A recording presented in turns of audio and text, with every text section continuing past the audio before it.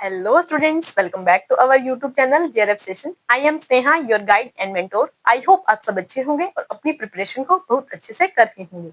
तो स्टूडेंट, जो आज का हमारा सेशन है वो रहेगा हमारी आईसीटी यूनिट से, इंफॉर्मेशन एंड कम्युनिकेशन टेक्नोलॉजी। तो उसमें जो हमारा टॉपिक रहने वाला है आज का वो रहेगा जनरेशंस ऑफ कंप्यूटर। तो जो आज का टॉपिक है वो वेरी वेरी इंपॉर्टेंट होने वाला है। और अगर आप पिछले कुछ प्रीवियस ईयर एग्जाम्स उठा के देखेंगे तो उसमें आपको ये इस टॉपिक से बहुत सारे क्वेश्चन देखने को मिलेंगे। तो प्लीज जो आज का सेशन है वो वेरी इंपॉर्टेंट है और उसको बिल्कुल भी मिस मत कीजिएगा।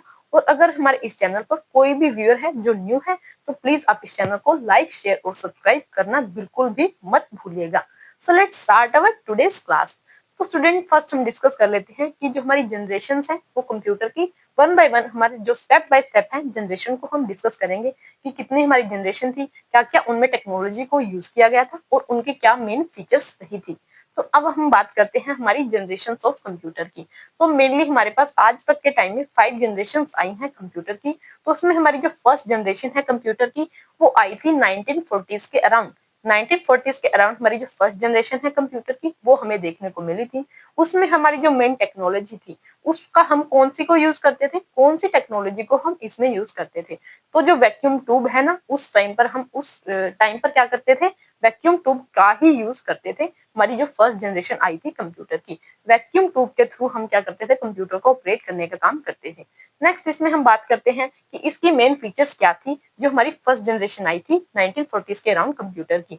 इसकी मेन फीचर थी कि जो हमारे कंप्यूटर्स होते थे वो बहुत ज्यादा बड़े साइज के होते थे। तो जब हमें कंप्यूटर्स को सेटअप करना होता था तो हमें बहुत ज्यादा स्पेस की जरूरत पड़ती थी, जिस वजह से इनका साइज क्योंकि बहुत ज्यादा बड़ा था इसलिए हमें ज्यादा स्पेस की जरूरत पड़ती थी। अगर हम इसमें बात करें, ये बहुत ज्यादा ह्यूज पावर को कंज्यूम करते थे कि इसके लिए हमें बहुत ज्यादा बिजली की भी जरूरत पड़ती थी, क्योंकि अब ये इतना सारा स्पेस घेरेंगे, इतनी सारी जगह में इनको लगाना पड़ रहा है। तो इसमें हमारी जो पावर थी उसकी भी कंजप्शन बहुत ज्यादा होती थी। अब जितना ज्यादा कंजप्शन करेंगे पावर को उतनी ही ज्यादा ये हीट को भी क्या करते हैं, प्रोड्यूस या फिर जनरेट करते हैं। तो इसमें ये इसकी मेन फीचर थी कि ये बहुत ज्यादा लॉट ऑफ हीट जनरेट करते थे। तो ये इसकी एक डिसएडवांटेजेस भी थी कि इतनी ज्यादा पावर यूज करते थे जिस वजह से इनको इतनी ज्यादा हीट जनरेट करनी पड़ती थी।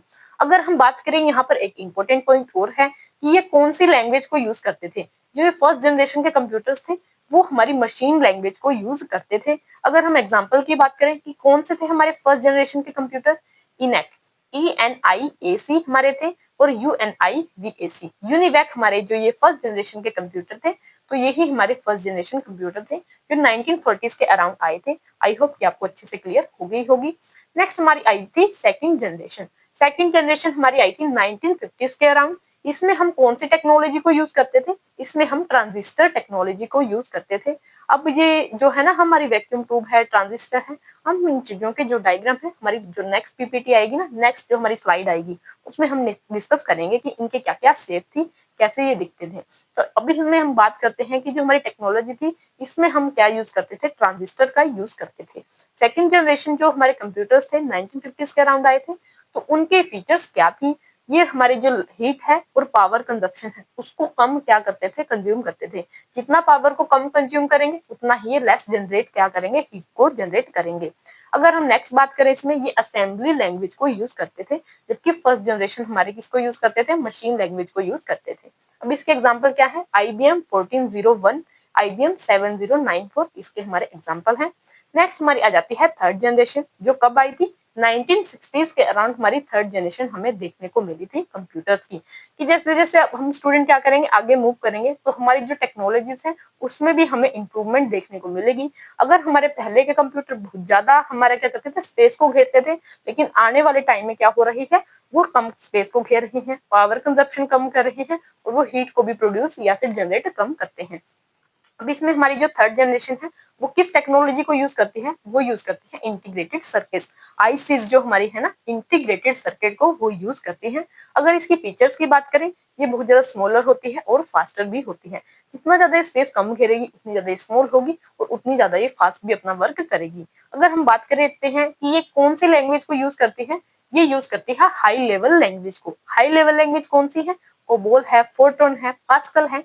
तो ये हमारी कुछ हाई लेवल लैंग्वेज होती है जो हमारी थर्ड जनरेशन के जो कंप्यूटर है वो यूज करते थे। ये 1960s के अराउंड हमारी थर्ड जनरेशन के कंप्यूटर आए थे।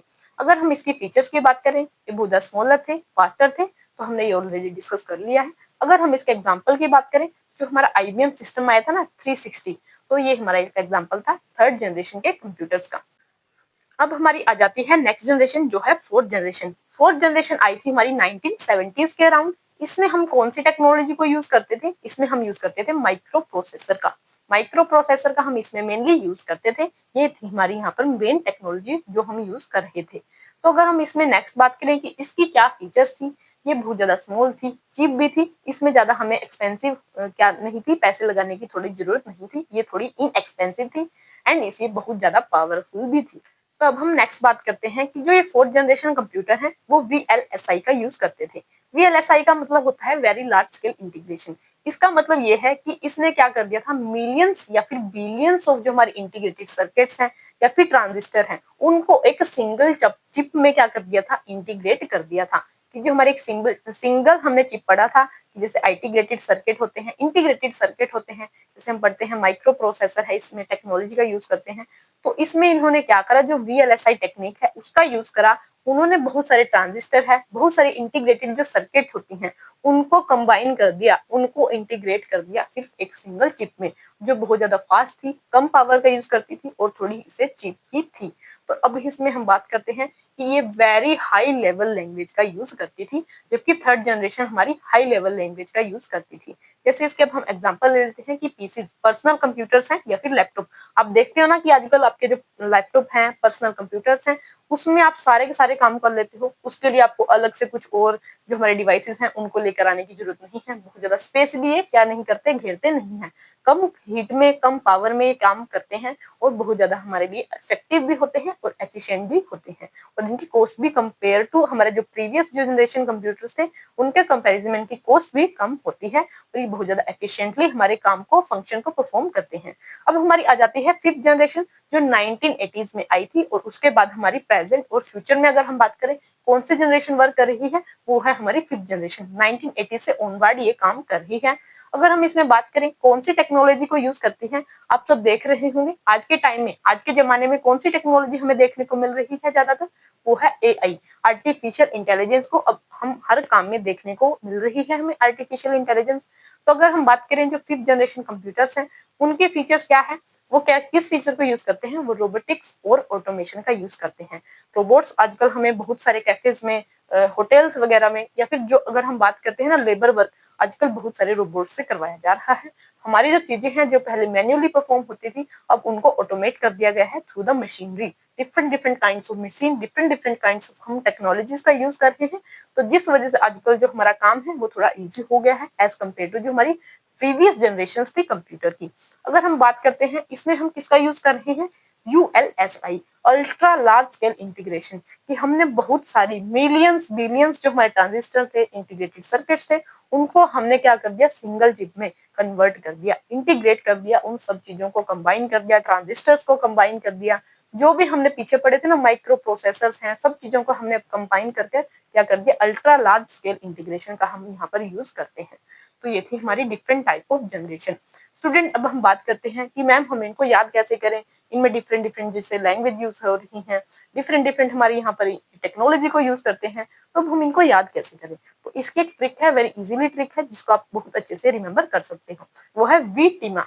वीटीमा इस नाम की एक ट्रिक है, उससे आप याद रख सकते हो कि अगर हम बात करें फर्स्ट जनरेशन आई थी हमारी 1940s के अराउंड, उसमें हमने पढ़ा था कि जैसे डायग्राम में भी देख सकते हैं, हमने यूज करा था वीटीमा। वीटीमा मतलब वी से है वैक्यूम ट्यूब, कि सबसे पहले हमने क्या करा, वैक्यूम ट्यूब नाम की टेक्नोलॉजी को यूज करा था, जो बहुत ज्यादा क्या करती थी, स्पेस को क्या करती थी, घेरती थी। तो आप डायग्राम में भी देख रहे होंगे कि जो हमारे कंप्यूटर थे बहुत ज्यादा स्पेस को वो घेर रही हैं। अगर हम नेक्स्ट बात करें टी से, क्या है, ट्रांजिस्टर। जो हमारी सेकंड जनरेशन कंप्यूटर क्या है, उन्होंने ट्रांजिस्टर को यूज करा। फिर हमारी आई थर्ड जनरेशन, जिन्होंने किसको यूज करा, आई इंटीग्रेटेड सर्किट्स को। देन हमारे एम से क्या आई, फोर्थ जनरेशन आई, जो माइक्रो प्रोसेसर को यूज करती थी। एंड देन हमारी लास्ट में आई फिफ्थ जनरेशन, कब आई थी, 1980 से ए ऑनवर्ड वो चल रही है, जिसने किसको यूज करा था, AI को, आर्टिफिशियल इंटेलिजेंस को उसने यूज करा था। तो जो ये हमारी ट्रिक रहेगी वीटीमा, आप first generation to fifth generation तक आप वेरी इजीली इसको ट्रिक को याद रख सकते हैं और कौन सी टेक्नोलॉजी को किस जनरेशन ने यूज करा था वो भी आप वेरी इजीली इसको लर्न कर सकते हैं।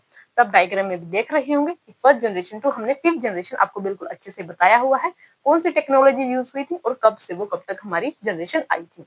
तो स्टूडेंट ये थी हमारी सारी की सारी जनरेशन ऑफ कंप्यूटर और आई होप कि आपको बिल्कुल अच्छे से क्लियर हो गई होंगी। बिल्कुल मैंने एक छोटे से सेशन में आपको इतने सारे डिटेल इस एक ही छोटी सी वीडियो में प्रोवाइड की है। तो अगर आपको हमारा सेशन अच्छा लगता है देन प्लीज आप हमारे जो भी सेशन है उसको बहुत ज्यादा फ्रेंड्स के साथ, आपके जो भी यूजीसी नेट एस्पिरेंट्स हैं उनके साथ ज्यादा से ज्यादा शेयर कीजिए ताकि हम और ज्यादा मोटिवेटेड हो आपके लिए और ज्यादा यूजफुल वीडियोस लेकर आ सके। तो अगर आपको कोई भी डाउट रहता है related to our classes then please ask your doubts in the comment section and please like share and subscribe to our YouTube channel. Thank you.